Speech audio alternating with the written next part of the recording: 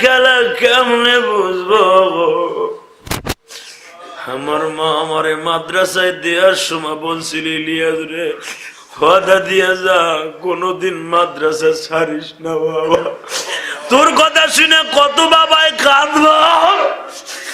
তোমরা কেন কান্দো? আমার চাইতে বড় আলেম এই স্টেজে আছে। এটা আমার ক্রেডিট না, আমার মায়ের দোয়া গো, আমার তালবে আলিম বাবাজিরা, হে মুজাহিদ ভাইরা, এটা আমার মায়ের দোয়া। জীবনের শেষ কথা ছিল আমার মায়ের, মাদ্রাসা ছাড়িস না বাবা। তুই যদি আলেম হস, আমি মা তোরে দুধের দাবি ছাইরা দিব, আমি মা তোরে মাফ করে দিব। আর যদি তুই মাদ্রাসা ছাইরা দেস, আমি মা কোনদিন তোরে মাফ করুম না। মায়ের দোয়া ছাড়া কেউ বড়লোক হতে পারবে না, মায়ের দোয়া ছাড়া কেউ এমপি মন্ত্রী হতে পারবে না, মায়ের দোয়া ছাড়া কেউ কমিশনার হতে পারবে না, মায়ের দোয়া ছাড়া ইমাম হতে পারবে না। মায়ের দোয়া ছাড়া সে কোনদিন মানুষের সামনে কথা বলে কাম দাইতে পারবে না। আমি জিহাদি, মায়ের স্বপ্ন বুকে নিয়ে আলেম হয়েছি। আমার আলেম ভাইরা, আমার মা যেদিন মারা যাবে, ফাতেমার ঘটনা হয়তো আমার মা জানতো, কারণ আমার নানা আল্লামা শামসুল হক ফরিদপুরের হাতে গড়া ছাত্র ছিল। আমি অলি বংশের সন্তান গো বাবা। ডাকিয়া কয়, ইলিয়াসের আব্বা একটা ওয়াদা দেও, আমার ইলিয়াসকে কোনোদিন তুমি মারবা না, ওর মাদ্রাসার লেখাপড়া কোনোদিন বন্ধ করবা না, ওর টাকা তুমি না দাও, আমার বাবার বাড়ির সম্পদ দিয়েছে, আমার লেখাপড়া করাইবা। আমার বাবা ওই রাত্রে বলছিল, যা ওয়াদা দিলাম, তুই তো রোগে রোগে অসুস্থ হয়ে গেছ, পাগলের মতো যা, আমি ওয়াদা দিলাম কোনোদিন ইলিয়াসের কষ্ট দিব না, যা। আমার বাবারে নিয়ে যখন হজে গেছি যুবক, আমার বাবা এই কতটা কাবা ঘরের সামনে স্বীকার করছে,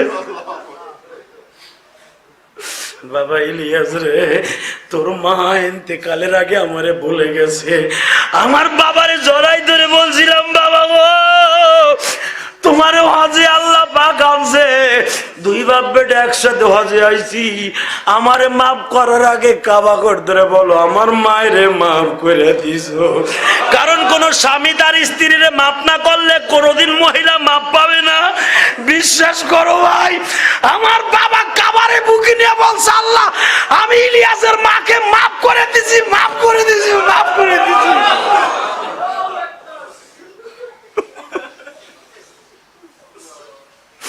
তুমিও তোমার বাবার সাথে এরকম মার পক্ষ নিয়ে উকালাতি করো, তোমার মায়ের কবরটা ফুলের বাগান হবে, তোমার জিন্দেগিটাও ফুলের বাগান হয়ে যাবে। ও আমার মা হারা ভাইরা, হাসানের কথা মনে করে এখন কাঁদবা গো।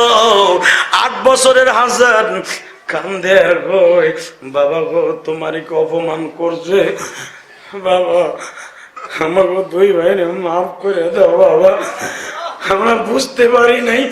আলী বলে, তোরা কি সত্যিকারে বলছো গোলামের বাচ্চা? হ্যাঁ বাবা, নবীর কলিজার টুকরা কোনোদিন মিথ্যা বলতে পারে না। হ্যাঁ বলছি, দলিল দিয়ে ছেড়ে দিব। আল্লাহু আকবার বলো। ওমর যদি দলিল খন্ডাইতে পারে, এই মদিনার মসজিদের ভিতরে তুমি আমাদের জবাই দিও নানার কবরের সামনে। ওমর বলে, আলী বলে, ঠিক আছে দেখা যাবে। ও বাজান, জুমার নামাজ শেষ হইল, আসরের নামাজ শেষ হয়ে গেল, সাহাবা একরাম মসজিদ ভর্তি। আলী ডাক দিলেন, আব্দুল্লাহ আসি, আইনমন্ত্রী আসি, বিচারের রায় কার্যকর করেন। হাসান তুমি গালি দিছো? হ্যাঁ। হোসাইন গালি দিছো? হ্যাঁ।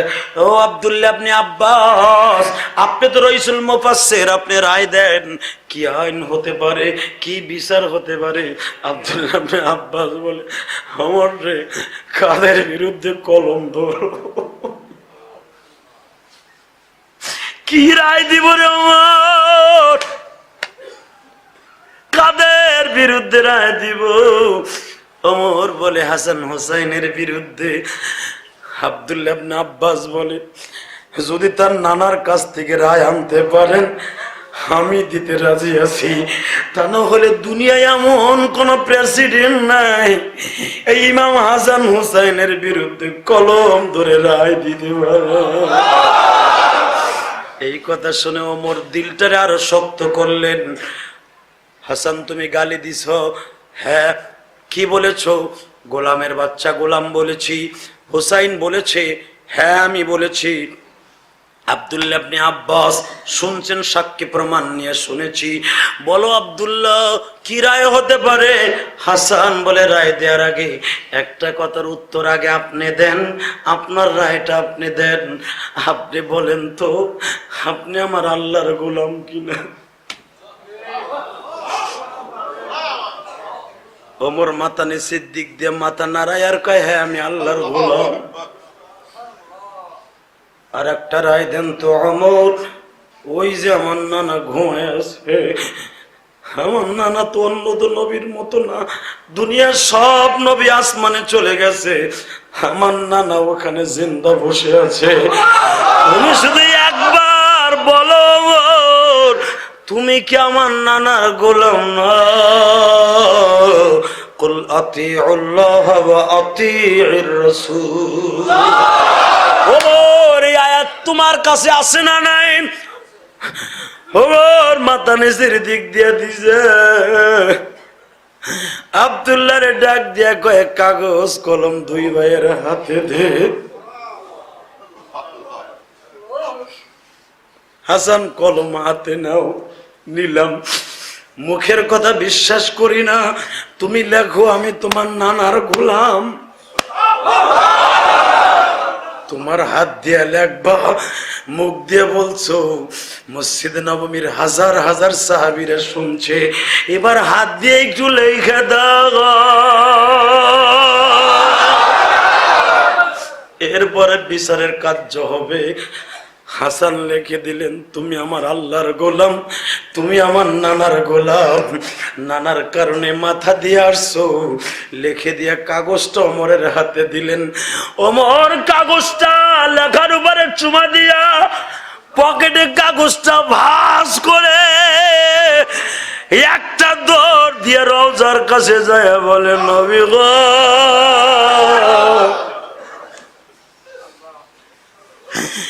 দুনিয়ার কে ওমরের অন্তরের খবর না জানলে তার মালিক জানে। মালিক আপনারে জানাইছে কিনা জানি না গো,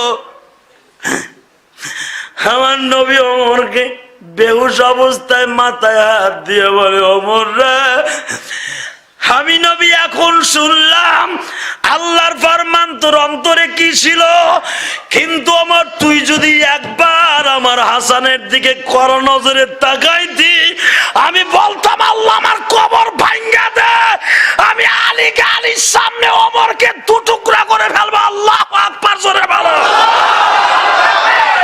ওমর রে, তুই তো জানোস না কত ভালোবাসি রে ওমর। ওমর চোখের পানি ছেড়ে দিয়ে বলে, নবী গো, আপনি কেমনে ভাবলেন হাসান হুসাইন আমি বিচার করব? আপনার জবান দিয়ে শুনেছি ওই কথা, মান আহাব্বাহুমা ফাকাদ আহাব্বানি ওয়া মান আবগাযাহুমা ফাকাদ আবগাযানি। আমি আপনার জীবদ্দশায় দুর্বল পয়েন্টটা তালাশ করে বাইর করে পাইছি, ওই রাস্তা ভুলিয়া আমি ওমর ইহদিনাস সিরাতাল মুস্তাকিম সিরাতাল্লাযীনা আন'আমতা আলাইহিম গায়রিল মাগদুবি আলাইহিম। কেমনে আমি অন্ধকারের রাস্তায় যাব, আমি দলালের রাস্তায় কেমনে যাব? এই জন্যই কি আমি ওমরকে আপনি রেখে গেছেন গো নবী? আমার নবী বলে, হাসান রে, তুমি যেই কথাটা কইছো আমি কাপড়ের মধ্যে নিয়ে গেলাম। আব্দুল্লাহ, তোরই মনে রাখিস, তোরে গালি দিয়েছে, তুই গালি মনে করছো, আমার ইন্তেকালের পরে এই কাগজটা তোর বাবার কাপড়ের মধ্যে দিয়ে দিবি। যদি আয়েশা জায়গাটা দেয় আমারে দাফন করবি, আমি আমার নবীর পায়ের কাছে বসে বলবো, নবী গো, আমি কিছু নিয়ে আসি নাই, আপনার প্রেমের মাঠের খেলোয়াড়ের দুইটা হাতের লেখা নিয়ে আসি। মুহররমের 10 তারিখে কি ঘটনা ঘটাইছি বাজান? সর্বশেষ ঘটনা হুসাইনের শাহাদাতের সুদা। ও ভাইজান, ইবনে জিয়াদের সৈন্যরা, ইবনে জিয়াদ এজিদের চক্রান্তে হুসাইনকে 10ই মুহররম শাহাদাতের সুদা পান করতে হয়েছে। শাহাদাতের সুদা পান করার ইতিহাস আপনারা উলামায়ে কেরামের মুখে অনেক শুনছেন। শুধু মুহররমের 10 তারিখের নেক্সটে সর্বশেষ দৃশ্যটা তুলে ধরেই মুনাজাত করব। হুসাইন যখন মুহররমের 10 তারিখ, দিনটা ছিল শুক্রবার। আজকে কয় তারিখ? হ্যাঁ, জোরে কোন। কষ্ট হয়? 3 মিনিট, 3 মিনিটে বিদায়। খামোশ, খামোশ। এ দোস্ত, মুহররমের 10 তারিখ, সেই দিনটাও ছিল শুক্রবার। কি বার? হুসাইনের কলিজার টুকরা সন্তান ইবনে জিয়াদের চক্রান্তে আলী আসগর 9 মুহররম বৃহস্পতিবার আসরের পরে আলী আসগরকে কোলে নিয়ে হযরতে হুসাইন বললেন, আমার জীবনের সর্বশেষ হাদিয়া, আমার সন্তান আলী আকবরকে মেরে ফেলেছোস, আমার ভাইয়ের ছেলেকে মেরে ফেলেছোস। এখন আমার কলিজার টুকরা আলী আসগর আছে, তোদের কাছে দাবি আমার প্রাণের বিনিময় হলো আমার আলী আসগরকে 1 গ্লাস পানি দে। এই 10 দিন পর্যন্ত তাবুতে কোনো খাবার নাই, মহিলাদের স্তনে দুধ নাই, আমার দুধের বাচ্চাটাকে মাত্র 1 গ্লাস পানি দে, এর বিনিময়ে আমার জীবন দিতে হয়, আমি দিতে রাজি আছি। ছোট বাচ্চার সাথে কিসের দুশ্মনী? তোরা ইয়াজিদের কাছে খবর দিয়া বল, দেখবে ইয়াজিদও নিষেধ করবে না, কারণ আমি জানি ইয়াজিদের কাছে অনেকবার আমার নানার বার্তা আসছে। আমি জানি ইয়াজিদ এমন একজনের সন্তান যার বাবা ছিল মুআবিয়া, কাতেবে ওহী ছিল, যার বাবারে আমার নানা নিজে জান্নাতি ঘোষণা করে গেছে। তার সন্তান একবারে এত বড় পথভ্রষ্ট হতে পারে না, এত নিষ্ঠুর হতে পারে না। অনেকে ইয়াজিদের আলোচনা করতে যে মুআবিয়ারে গালি দেন, খবরদার, বেঈমান হইয়া মরবা। মুআবিয়া অনেক নবীর বাপ কাফের ছিল, এই জন্য নবীরে গালি দিবা। অনেক নবীর পোলা ছিল শয়তান, এই জন্য নবীরে গালি দিবা। নূহ আলাইহিস সালামের 3টার মধ্যে হাম, শামস, এফেস একটা মুসলমান, বাকি সবগুলা কাফের। নূহ নবী যারে নিয়া 900 বছর ঘর করলো, যেই বউ লইয়া, ওই বউও কাফের। এই জন্য নবীরে গালি দিবা। অনেক তাবলিগ আলা আছে, বউরে কন্ট্রোল করতে পারে না, কয় বেটার ঘর ঠিক করতে পারে না, তাবলিগ মারাইতেছে। এই বেয়াদব, নবীরা পারে নাই তাবলিগ করে বউরে কালেমা পড়াইতে, তুই ওই বেটারে বকা দেশ কা? এই বেয়াদব, আল্লাহু আকবার বলো না কেন? অনেক সরমনার মুড়ে আছে, কয় বেটা চল তো, যখন আমার বউ ঠিক করতে পারে না। এই বেয়াদব, যার আমল তার সাথে। কথা বলেন না কেন? অনেক মানুষ আছে বুড়ো হয়ে যাওয়ার পরে ছেলে মেয়ে কথা শোনে না, বেটা চিল্লা লাগাই আসছে, রাত্রে মসজিদে কাম দেয়, পোলাপানের কাছে বললে কয় তোমার তাবলিগ মসজিদে, ঘরে কোনো কথা কইবে না। বেটা পোলাপানের মাইর হেড ধরে, বেটা কথা কইতে পারে না, এ বেটার বকা দেয়, অতবার সাহস তোমার কে দিছে? অনেক মুরিদ আছে সংসার থেকে আলাদা হয়ে যায়, ছেলেরা টিভি দেখে দেখে, আছে না নাই? অনেক মুরিদ আছে। এখন বেটারে দোষ দিবা কেন? নবীরা বন্ধু দুর্বল ছিল, বউর সাওয়ার মায়ের কাছে পারে নাই, হিদায়াত হয় নাই। ভাইজান রে, মুআবিয়ার ছেলে ইয়াজিদ অন্যায় করছে, বাবারে গালি দেয়, এত বড় সাহস তোমারে কে দিছে? মুআবিয়া এমন একজন কাতেব ওহী ছিলেন, মুআবিয়ার কথা শুনলে তুমি আশ্চর্য হয়ে যাবা। আমার নবী খন্দকের যুদ্ধের পরে সারি কাটতাছে, মারহাবা বলেন, আরো জোরে বলেন। সারি কাটতাছে, সারি কাটা বুঝেন না? সপ্তাহে 1-2 দিন সারি কাটা সুন্নাত, আর যাটা বড় হয় এটা 2 দিন, আর যেটা সপ্তাহে হয় সপ্তাহে কাটা সুন্নাত। অনেকে আছে সারির গুতায়, আন তো মহিলারা তো কুত্তার মতো এত বড় বড় সারি রাখে, আছে না নাই? আর যারা বেশিরভাগ ফ্যাক্সিলিটির দোকানে চাকরি করে, খাটাস গুলা সারি দেখছো নি, কুদাল গুতা দিলে মায়া ছুরি ফেল। কথা কন না কেন? 1 নাম্বার কাটটা শয়তান। সারি বড় রাখা এটা আবু জেহেলের কাজ, মুসলমানদের কষ্ট দেওয়ার জন্য, গোস খোসা দেওয়ার জন্য, এটা বড় শয়তানের কাজ। শয়তান জীবনে সারি কাটে না, মুসলমানের পোলায় সারি কাটস না। এই বেয়াদব, সারি ছোট রাখবা, মোষ ছোট রাখবা, দাড়ি বড় রাখবা, বিশ্বনবীর স্বপ্নে দেখবা। সারি বড়, মোষ বড়, ভালো কামস, কানের উপর দুটাই দিছে মগার ফমগার, মুখ সপ্পান সপ্পা, জুতা দিয়া বাইরে মুসলমানের খাতার থেকে নাম শুনে হলো বদমাশ। ঠিক না বে ঠিক? দাড়ি চাষে আর নাপিতের দোকানে যে একটু করাতের মতো দাঁড় দাঁড় লাগে, এটা আর একবার দে, পরে দেশ ফোম, সে ফোম দিয়ে টানার পরে আবার কেমন কেমন লাগে, লাগে ওরে কোদাল দিয়ে চামড়া উঠে ফেললেও খুশি। আমি কই আল্লাহ, যারাই দাড়ি মুখে চায় না, কোদাল দিয়ে উঠাইতে চায়, আল্লাহ গো জীবনে দাড়ি দিও না, মাথায় রাইখো না, মাহুন্দা বানায় দাও। আমিন কইলাই সব খারাপ দেখা যাবে, একবারে টাক বেল দেন যাবে। আল্লাহ কয় এটা আমার সুন্দর লাগে, হে আল্লাহর পরে হাত দিলে দাড়িটার ডেলিস আছে। নাউজুবিল্লাহ বললেন না? মান কাতা লিহিয়াতি কান্নামা উনুকিহি, রাসূল বলেন যারা দাড়িতে বেলেট লাগায় সে আমার গলায় বেলেট লাগায়। একেবারে আবার উম্মার দাবি করে ইমাম রে বকে কি? জীবনে দেখছো কোন ইমামের দাড়ি সাজতে? দেখছো? তবে এখন কিছু কিছু ইমাম বাইরে হইছে, দাড়ি ছাড়া ইমাম আছে না নাই? এগুলো আবার পীর হইছে, এগুলোর বাইরে বা অন্ধকার বাইরে বাইরে বা ল্যাংডা করে লেবে বাইরে বাইরে জেল কাটতে আমার শাশুড়ি শেখ হাসিনার কাছে আমার লয়ে যাবা। আল্লাহু আকবার বলেন না কেন? দাড়ি নাই, মুস্তাই খায় গাঞ্জা, এটা বলে পীর বাবা। জুতা দিয়ে বাইরে ওর ল্যাংডা করে লাইবা একবারে।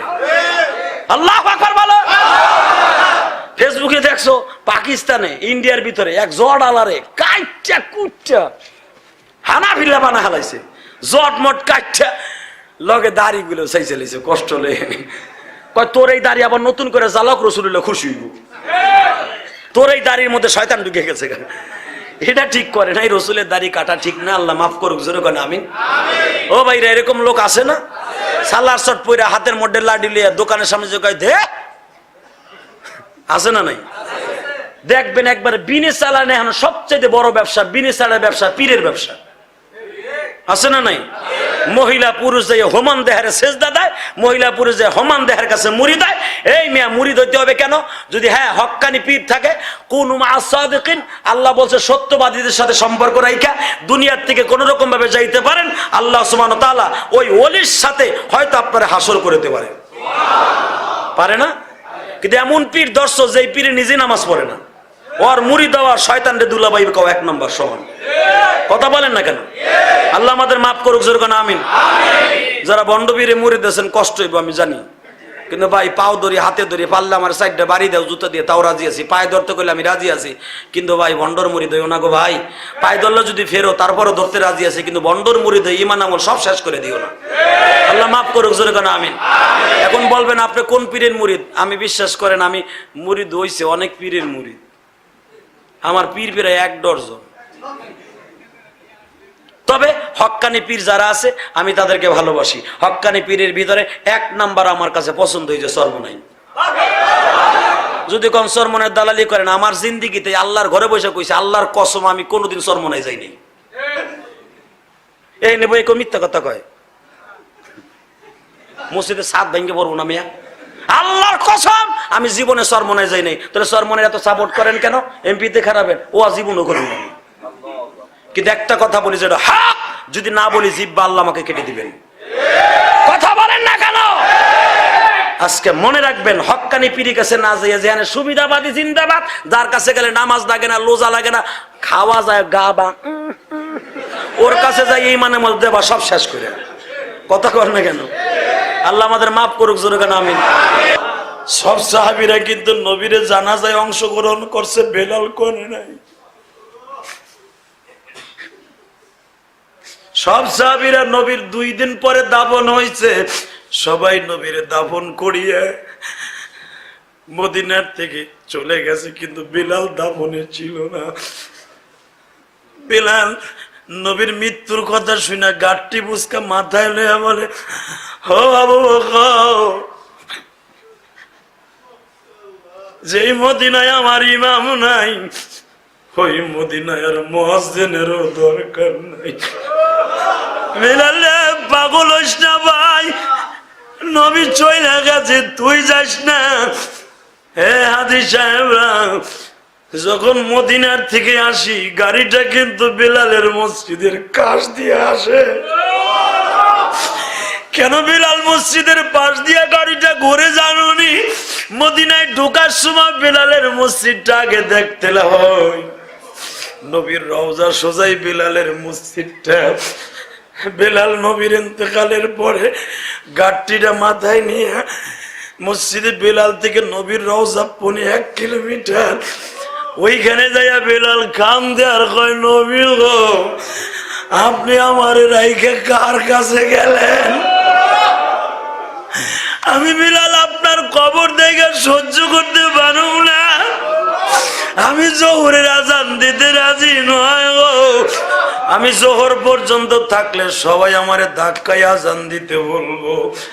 আমি জোহরের আগে ভাগ্যে গেলাম গো। আপনি আমারে মাফ করে দিয়েন গো নবী, আমারে মাফ করে দিয়েন।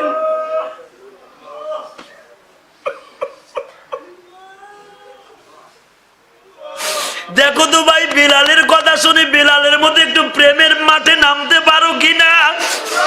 আল্লাহ বলছে, কুল ইন কুনতুম তুহিব্বুনাল্লাহ ফাত্তাবিউনি ইউহিব্বুকুমুল্লাহ। নবীর প্রেমে পাগল হয়ে যদি আল্লাহর ইত্তেবা, নবীর ইত্তেবা কাপড়ের মধ্যে নিয়ে বিদায় নিতে পারো, আমি গ্যারান্টি দিয়ে গেলাম, ধনী হওয়ার গরিব হও, জান্নাত তোমার জন্য অপেক্ষা করতেছে।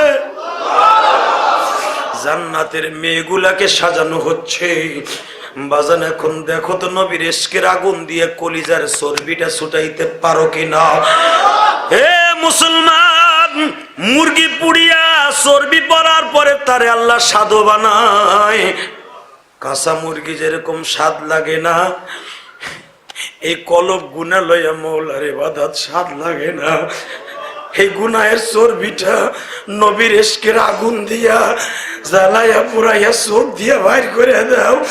কবর তোমারে চুমা দিয়া আমার আল্লাহর কাছে বলবে, আমার আল্লাহর কাছে বলবে, আল্লাহ এই লোকটার শান্তির জায়গা করে দাও, এই লোকটার জন্য আমার শান্তিময় বিছানা করে দাও।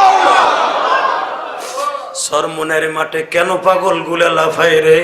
উজানের মাঠে কেন লাফায় রে? পাগল গুলা যে গলা কাটা মুরগির মতো লাফায়, তার কারণ কি? হক্কানি পীরের মুরিদ গুলা কেন লাফায় বাবা? এদের সাথে আমার মাওলার এমন একটা যোগাযোগ হয়ে যায়, ওদের মাঝে আর আল্লাহর মাঝে কোনো পর্দা থাকে না। এই লোকটার কেউ ধইরা রাখতে পারে না।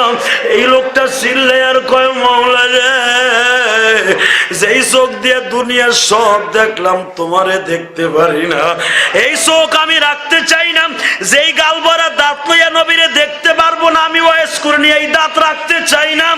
যেই কারণে সব দাঁত ফেলাই দেওয়ার পরে নবীর কাছে খবর গেল, নবী গো, একটা আশেক আছে জীবনে আপনারে দেখে নাই, সে আপনার জন্য দাঁত ফেলাইয়া দিছে। আমি আল্লাহ জান্নাত তারে দেখাইয়া দুনিয়ার থেকে আনবো। এ যুবক, ওয়াইজ করে জীবনে না দেখা যদি নবীর পাগল হতে পারে, জান্নাত দেখে যাইতে পারে। আমরাও তো নবীরে দেখি নাই গো বাবা। আমরাও যদি ওয়াইজ করির মতো ভালোবাসার জন্ম দিতে পারি, কেন জান্নাত দেখতে পারবো না?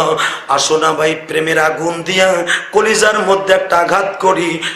গুনাহের চর্বি ফেলাইয়া দিয়া একবারে ফেরেশ করিলে যে বাঁধতে যাব, দুরূদ পড়তে পড়তে ঘুমায় যাব। রাতের অন্ধকারে আমার নবী তোমার সামনে দাঁড়ায় বলবে, আর কান্দিস না, আমি নবী তোর সাথে দেখা দিতে আইসা পড়ছি, আমি আইসা পড়ছি। যারা জীবনে একটা বার আমার দয়ার নবীর স্বপ্নে দেখবা, সিয়াসাত্তার প্রতিটা কিতাবে আসছে, তার জন্য জাহান্নামের আগুন হারাম হয়ে যাবে। নবীরে দেখার নিয়ত আছে না নাই? ও দাড়িবাঁকা বাজার, আপনাদের সব চোখের পানি এখন জমা হয়ে যাবে। দাড়িবাঁকা মানুষের চোখের পানি আল্লাহ কোনোদিন ফিরে দেয় না গো বাবা। শুধু এখন চোখের পানির দরকার। চোখের পানি ছাড়া দুনিয়ায় কোনোদিন জাহান্নামের আগুন হারাম করার মতো মেডিসিন নাই গো। না কাঁদলে যদি মা দুধ না দেয়, না কাঁদলে ইবাদত কবুল হওয়ার কোনো সিস্টেম নেই গো বাবা। বিলাল যখন ওই মসজিদে বিলালের কাছে দাঁড়ায় বলে, নবী আমারে মাফ করে দিয়েন, আমি বেলালের আর মুয়াজ্জিনি করার সময় নাই। বাজান বেলাল চলে গেলেন হালাবা স্থানে। সেই হাফসি হালাবা গ্রাম ছিল বেলালের নাম। হাদিস খুলে দেখেন, বেলাল যখন একাধারে 6 মাস পর্যন্ত মদিনা ছাড়িয়ে চলে গেছে, পুরা মদিনা মরুভূমি হয়ে গেছে। রাতের অন্ধকারে ফাতেমা 2টা সন্তানরে উঠাইছে, হাসান রে ওঠ, ওঠ হাসান ওঠ। মা কি হয়েছে মা? তুমি তো অসুস্থ মা। হাসান রে কি, হোসেন রে ও। যেদিনকে ফাতেমা চলে যাবে তার 1 সপ্তাহ আগে হাসানকে ডাক দিয়ে কয়, তোর নানা আজকে আমাকে ঘরে আইছিল। ও মা, নানার চেহারাটা কি কালো হয়ে গেছে মা? মা আমার নানা কেমন হয়েছে মা? বাবা তোমার নানা আগের চাইতে আরো বেশি ফর্সা হয়েছে, কিন্তু তোর নানার চেহারার মধ্যে কান্নার কালো কালো দাগ দেখলাম। তোর নানা আমারে নিতে আসছিল বাবা, তুই চিন্তা করিস না, আমি যদি চলিয়া যাই তোর নানার সাথে দেখা হবে, তোর নানার পাশে বইসা তোকে 2 ভাইয়ের কথা বলবো। হাসান কামদার কয়, নানা ও মা, নানাও চলে গেছে, বেলালও চলে গেছে মা। আমার মন বলে বেলাল আসলে নানার ঘেরান পাইতাম গো মা। ফাতেমা বলে, আমি ওতে সেই কথা বলি, তোরা 2 ভাই তোর নানার কাছে যাইয়া বল, তোর নানা যেন বেলাল যেখানে আছে সেখান থেকে মদিনায় পাঠায় দেয়। আমি বুঝাইতে চাই 2 জনরে কত ভালোবাসতো নবী। এই হাসান মাথার কাছে, হোসাইন পার কাছে, আঁটু 2টা গাইরে দিয়ে এই কচি হাটটারে কবরের মাটির পরে এইভাবে ডলে আর কয়, না না তুমি বেলাল রে কও না একটু মদিনায় আইসি একটু আজান দিয়ে যাক।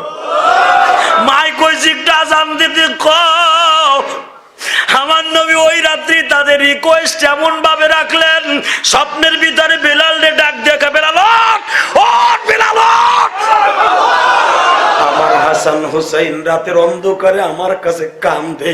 এরা 2 ভাই চাইলে আমি চন্দ্র দিতে রাজি ছিলাম, তারকা খুইলা দিতে রাজি ছিলাম। তাড়াতাড়ি যা মসজিদের নববীতে আজান দিয়া দে, আমার হাসান হুসাইন আমার কাছে দরখাস্ত করছে। বেলাল পাগলের মতো দৌড় শুরু করলেন। ভাইজান রে কয়েকদিন হাঁটার পরে মসজিদে নববীতে উপস্থিত হয়ে গেলেন। বেলাল মসজিদে নববীর যেখানে আজান দেওয়ার জন্য উঠছিলেন সেই জায়গাটা এখনো আছে গো বাবা। সরকার ইচ্ছা করলে এই জায়গাটা পরিবর্তন করে মাইকটার অন্য জায়গায় নিয়ে যাইতে পারে।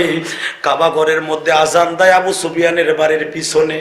কেন মসজিদে নববীর ভিতরে আজান দেয়া হয়? ও বাজান, বেলালের স্মৃতিটা ধরে রাখার জন্য, হাজিদের বুঝানোর জন্য। হাজিরা রে, বেলালের ভালোবাসা এখনো পর্যন্ত দেখা যাক। বেলালের মতো ভালোবাসা লইয়া বাংলাদেশে যা, তোর স্মৃতিও আল্লাহ কিয়ামত পর্যন্ত ধরিয়া রাখবে। ও বাজার, বেলাল মিনারার কাছে দাঁড়াইয়া মিনারাটা জড়াই ধরে কান্দে আর কয়, নবী আসতে কইছেন, আসছি। আপনার হাসান হোসাইন কই? বেলালের আসার শুভ আগমনের কথা শুনে মদিনার আবাল বৃদ্ধা মদিনা পর্যন্ত সবাই পুরা মসজিদের আশেপাশে বাজান আনাগোনা শুরু হয়ে গেল। বেলাল আবার আসছে। পুরা মৃত মদিনা আল্লাহর হুকুমে আবার জিন্দা হয়ে যাবে। অন্তত বেলালের আজানটা শুনতে পারবো গো। ফাতেমাও গালটা কাত করে দিয়া খুঁটির সাথে মাথা লাগায় বলে, হাসানের আব্বু দেখো তো বেলাল আসছে। বেলালের আজান শুনলে মনে করবে আমার আব্বাও আজকে উঠবে।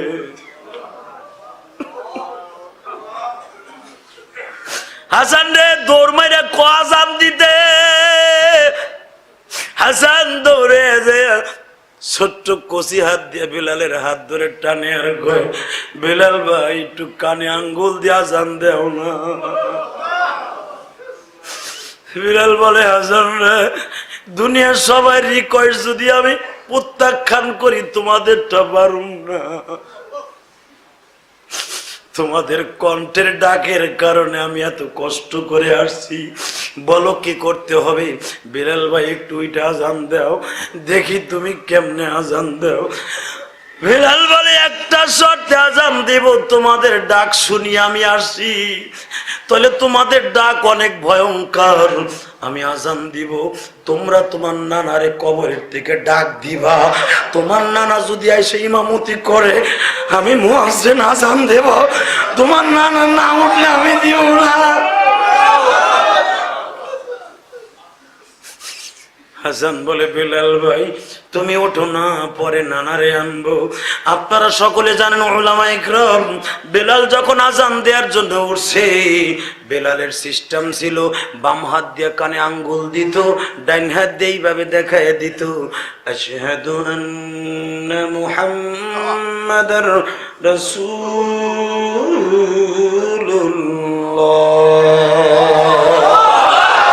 নবী ঘরে থাকলে আয়েশার ঘরের দিকে বাম হাত দিয়ে দেখায় দিত, নামাজের পার্টিতে থাকলে নবীর ওই যে দেখায় দিত আশহাদু আন্না মুহাম্মাদ।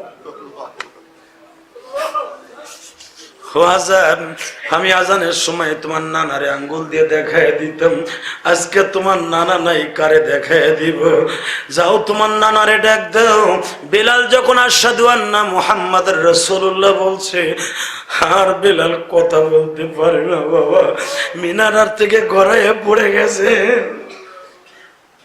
বিলাল একটা দৌড় দিয়ে যায়, বলে নবী গো, মুয়াজ্জিন রে মসজিদে পাঠাইলেন, আপনি ইমাম কেন আসলেন না গো নবী? ওঠেন গো নবী ওঠেন, আমি বিলাল বলছি ওঠেন গো নবী ওঠেন। হাসান হুসাইনের কাণ্ড দেখায় দেয়। আমার নবী বিলালকে ওই বেহুশ অবস্থায় মাথায় হাত দিয়ে বলে, বিলাল রে, আমি নবী হাসানের ভালোবাসায় আসতে বলছিলাম, তুই যদি আমার ডাক দেস রে বেলাল, আমি কবরে পাগল হয়ে যাই। হ্যাঁ বেলাল, আমি নবী নিষেধ করলাম, কিয়ামত পর্যন্ত তুই কোনদিন আর মদিনায় আসবি না। তোর ভালোবাসার চুম্বক এত ভয়ঙ্কর, আমি নবীর কবর থেকে উঠতে বাধ্য করতে চাইবে। তোর আশেকে আর রাসূল দরকার নেই, তুই চলে যা মদিনার থেকে। নবী আমার বলে, বেলাল তুই চলে যা। বেলাল বলে, আশেকে নবী দরকার নাই মানে? হ্যাঁ বেলাল, তুই এখানে থাকলে আমি নবী সহ্য করতে পারি না। তোর চোখের পানি এতই আমার কাছে মায়ার, তুই যদি আমার ডাক দাস, আমার কলিজার মধ্যে আগুন লেগে যায়, এশকের আগুন লাইগা যায়। তুই আশিকে নবী দিয়া ডাক দিলে আমি নবীর অন্তরে এশকের আগুন লাগিয়া যায়। আমি বেলাল বলছি, আমি নবী বলছি, বেলাল চলিয়া যাও। ও বাজান, সমস্ত সাহাবীদের কবর মক্কা মদিনার মধ্যে আছে। এত বড় প্রবীণ সাহাবী বেলালের কবর কেন মক্কা মদিনার সীমানার মধ্যে নাই? কেন সেই হালাবা শহরে হাফসিতে? একটা মাত্র কারণ, নবী বেলালকে নিষেধ করে দিয়েছে। আল্লাহু আকবার বলো। বেলালের পাগলামি দেখতে পারবেন কিয়ামতের মাঠে। হাদিসে আসছে, আল্লামা আজিজুল হক বুখারী শরীর মধ্যে আল্লাহর কুতুব লেখেন, হুব্বুন নবীর ভিতরে আল্লাহর কুতুব লিখে গেছে বাবা, আল্লাহর কুতুব লিখে গেছে বেলালের ভালোবাসা কত ভয়ঙ্কর হবে। কিয়ামতের মাঠে বেলাল পাগলামি শুরু করবে। দুনিয়ার আপনার সব সাহাবীর কবর মক্কা মদিনায়, আমি বেলালকে কেন নিষেধ করছিলেন আপনি? সেদিন দেখতে পারবেন বেলালের পাগলামি কারে কয়। আল্লাহ আমাদের সকলকে দেখার সুযোগ দান করুন।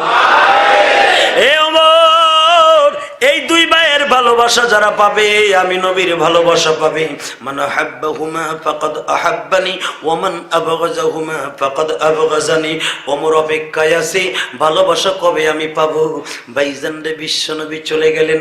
ওমরের ছেলে আব্দুল্লাহর সাথে কথা কাটাকাটি হইয়া যখন গোলামের ছেলে গোলাম বলে গালি দিল, আব্দুল্লাহ বাবার কাছে নালিশ করলো, বাবা গো, খলিফাতুল মুসলিমিন তুমি, আমার বয়সে অনেক ছোট, আমি নবীর প্রিয় সাহাবী, কাতেবে ওহীদের কাগজ আগায় দিতাম আমি, কলম আগায় দিতাম আমি।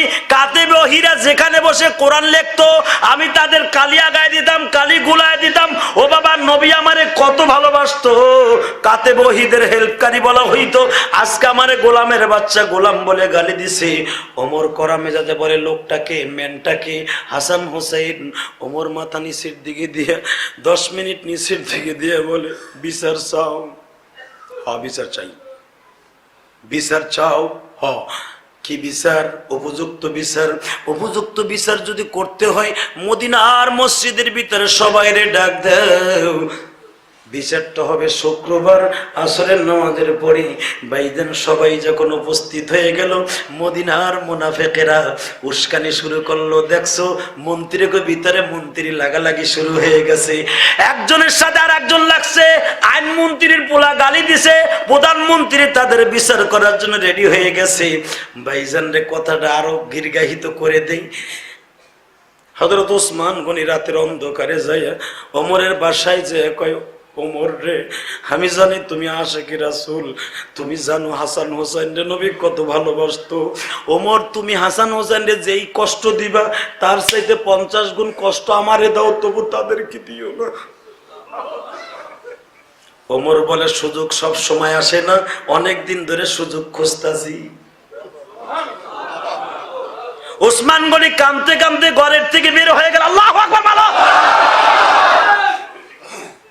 তালহা বিন জুবায়ের গেছে, ওমর রে, উহুদের মাঠে তুমিও মাইর খাইছো, নবী দান দান মোবারক শহীদ হইছে, আমার শরীরের মধ্যে অন্তত 22টার উপরে রামদায়ের কোপ আছে। নবীর জন্য জীবন দিতে প্রস্তুত ছিলাম, তুমিও ছিলাম, আমিও ছিলাম। ওমর রে, দরকার হয় দ্বিতীয়বার মাইর খাইতে রাজি আছি, তোমার মনে যত কোপ দিতে চায় আমারে দাও, তবে হাসান হোসেন রে কষ্ট দিও না। আমার মন বলে নবী কবরের থেকে উঠে যাইব রে ওমর, আমার ভুলে যাইস না আমার। ওমর বলে, সুযোগ সব সময় আসে না, ওমরের আসল রূপ তোমরা চিনো, তোমরা মক্কার সাহাবী, অতএব ওমরের আসল রূপটা একটু আরেকবার দেখাইতে চাই। সবাই ওমরকে ফতোয়া দেয়া শুরু করলো। ওমর কি তলে অন্যদিকে চলে যাইতেছে, গোমরা হয়ে যাচ্ছে, হাসান হোসেন রে বিচার করতে চায়। সবাই সিদ্ধান্ত নিল, ও আলী, আমি জানি আহলে বায়াতের কর্ণধর আপনি, আপনি যদি যাইয়া বলেন 100% ওমর আপনার কথাটা রাখবে। এক তো আপনি মন্ত্রী, আর একবার হলো আমার নবীর সবচেয়ে কাছের শক্তির সাহাবী, যুবকদের ভিতরে প্রথম সাহাবী আপনি, আপনি একটু যাইয়া বলেন না বাবা হিসাবে। আলী বললেন, দেখো আমি গেলাম, কিন্তু আমার কথা ওমর রাখলো না, এই লজ্জা কার কাছে বলবো, আমার নবীও সহ্য করতে পারবে না। নবী সহ্য করলো, আমার ফাতেমা সহ্য করতে পারবে না। তারপর আপনারা রিকোয়েস্ট করছেন, আমি যাচ্ছি। আল্লাহর কুতুব লেখেন, ওমর বসে আছে, জায়নামাজে বসে কাঁদতাছে, ওমরের খবর কে জানে বাবা। ওমর বসে বসে মোনাজাতে কাঁদতাছে। আলী পিছনের থেকে যাইয়া মোনাজাত শেষ হওয়ার পরে বলে, খলিফাতুল মুসলিমিন, একটা দাবি নিয়ে আসছিলাম। কথা বলার আগে ওমর বলে, আলী রে, কি বলতে আসছো? সব বুঝছি, সুযোগ সব সময় আসে না। প্রস্তাব দেওয়ার আগে চিন্তা ভাবনা করে দিও, আমি কিন্তু ওমর ইবনুল খাত্তাব। আলী বলে, ঠিক আছে, আমি চলে যাচ্ছি, এবার চোখের 2 ফোঁটা পানি দিও। আলী যখন বের হয়ে যায়, ওমর পিছনের থেকে ডাক দিয়া কয়, আলী রে, তোমার ছেলেরা এত বড় হয়ে গেল, আমার ছেলেরা গোলামের বাচ্চা, গোলাম বলল, তুমি কি ওদের পারো না একটু শাসন করতে? ওরা ছোট্ট মানুষ, এত বড় কথা বলল। আলী বলে, খলিফাতুল মুসলিমিন, আমি পারি, কিন্তু একটা কারণে করি না। কেন? আমার ফাতেমা যেদিন আমার ঘর ছাইরা কবরে যাবে, ফাতেমা আমার হাত দুইটারে 2 গালের সাথে লাগাইয়া বলছিল, আমার বাবার মুখে আমি একাধিকবার শুনছি, আল ফাতেমাতু সাইয়্যিদাতু নিসাই আহলিল জান্নাহ, আমার এই ফাতেমা সমস্ত মহিলাদের জান্নাতের সরদারিনী, ফাতেমা জান্নাতের চাবি প্রথম খুলবে। আমি এই হাত দিয়ে জান্নাতের তালা খুলবো, এই হাত দিয়ে আমার শরীরে লাগাইয়া বলে গেলাম, তুমি ওয়াদা দাও, এই হাত দিয়ে কোনোদিন আমার হাসান হোসেনের গায়ে হাত দিবা না। আমি যদি মারা যাই, আমার হাসান হোসেনের কোনোদিন একটা চটকানি দিবা না।